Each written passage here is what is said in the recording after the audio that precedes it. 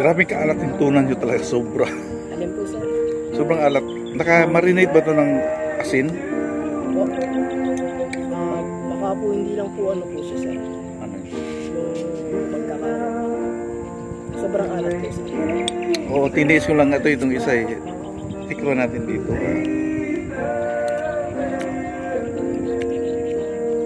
Maalat po. Alat. Pwede ka naman po sabihin. Ano po, sir? Wala. Huwag na. Isawsa ko na sa suka. Baka pwede pa.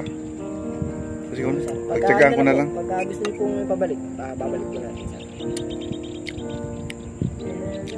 Okay, nagutom na ako. Okay, nagtsagaan ko na lang. Sige. Iyan ako lang. Basta Hindi, pwede naman po paano. Next time na lang, pag may ano, huwag niyong alatan. Kunti lang asin lagay niyo. Ano po bang order? Ano ba? Ganyan po ba? Tuna. Ganun po na ba? Masabi na lang sa ano, sa kusinero. Sobrang maalat. Pero ubusin ito, sayang, nagugutom talaga ako. Sige.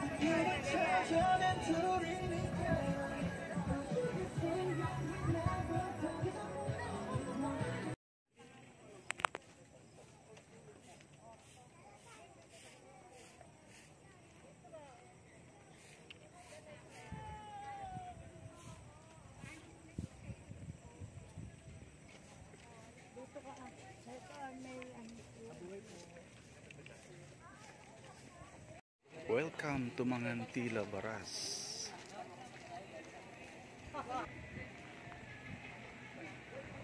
Ito yung pasukan sa may mga garden nila.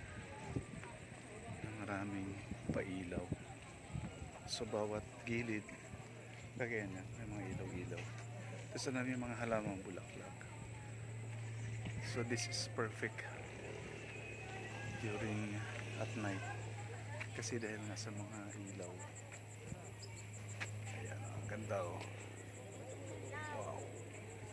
Then, tingnan natin sa labas. Ito yung parking space nila. Actually, walang problema pag may sasakyan ka dito. Malawak yung parking space nila. And this is one of the restaurant open until 10 PM. The other one is open 24 hours. And this is one of a kind of kubo, malaking kubo, pang malakihan to.